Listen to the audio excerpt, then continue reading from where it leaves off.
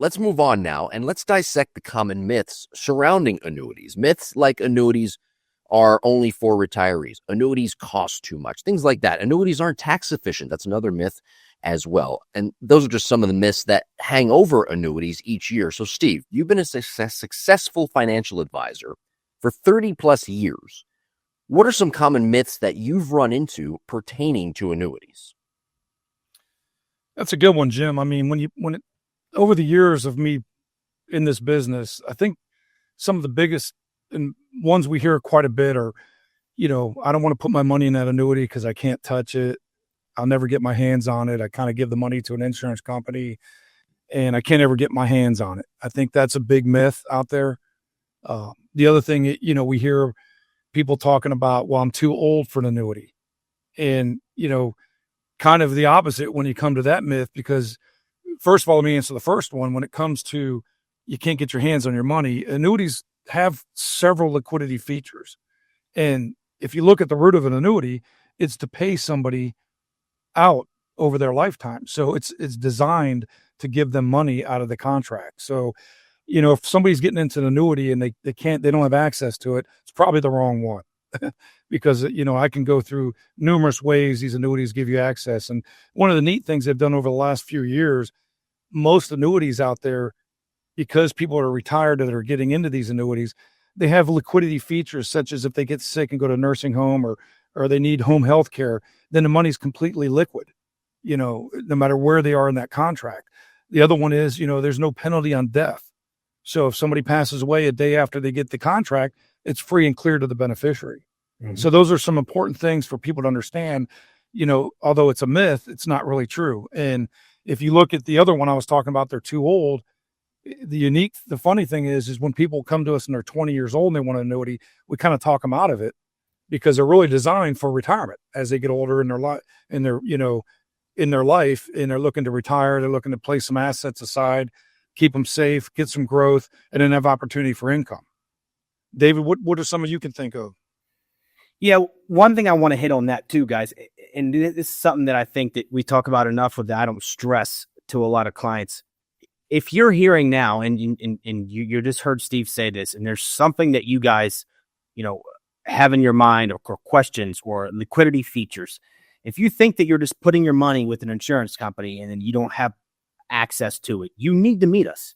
Obviously, you have things that you don't know, and there's never going to be a lot of, transparency with certain people that, are biased on these things. Okay. And that being us, right? We're literally the most unbiased people because we have access to everything. So it doesn't matter to us whether we position your portfolio in blank and blank, you're our client. We do the best for the client. So when we sit down and we go over these things, these myths, I know, pertain to many of you. If you have certain questions about these and you need more answers, please sit down with us. It's a free consultation. We can go over this with you. We pull out the whiteboard. We go over some numbers. We really want to help you guys out, and I think right now in the retirement industry, we're seeing a lot of these myths become fake facts, right? We walk in and we see these people that they think they're smart enough and they think they did enough research, but they sit down and then what they actually tell us is about one certain type of annuity, right? Which a lot of the times we can bring that up. A variable annuity, guys, is the total opposite of a fixed annuity.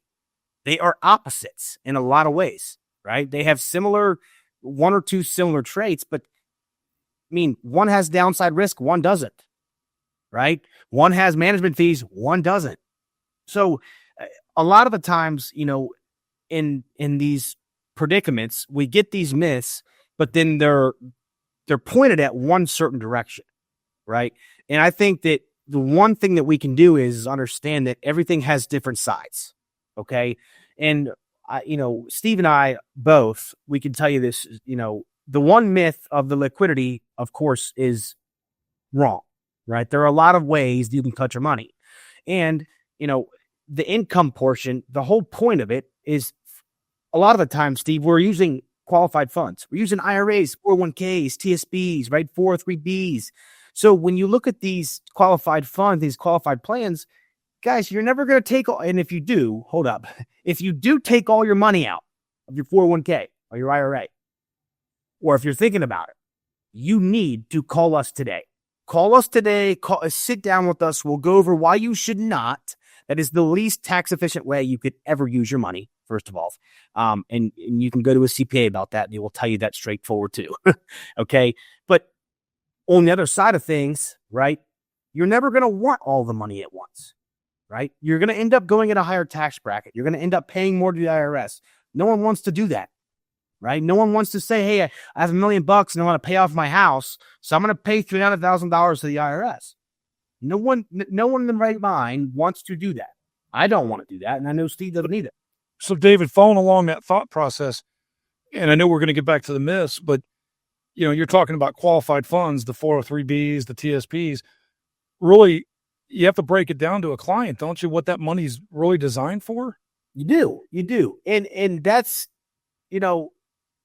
that's where it gets tricky, because people are being brainwashed. We talk about this all the time, but people are getting brainwashed that IRAs are for the kids. I mean, I don't know how to make it any more simple, Steve. What's an IRA stand for, Steve? It's your individual retirement account. Trust me, my 3 kids are in college right now, so they're getting their retirement. And the whole thing is this, man, the middle word, individual retirement. It's for retirement, okay? You're not plugging in your IRAs to give for a death benefit to your kids. Actually, the IRS is now saying, hey, when you pass away, your IRAs have to be distributed in 10 years now, right? So the whole time of all that's a big myth that I think that's going around too, is that, oh, well, the stock market will always, the 4% rule. That's a myth. Yeah. The 4% rule does not exist anymore.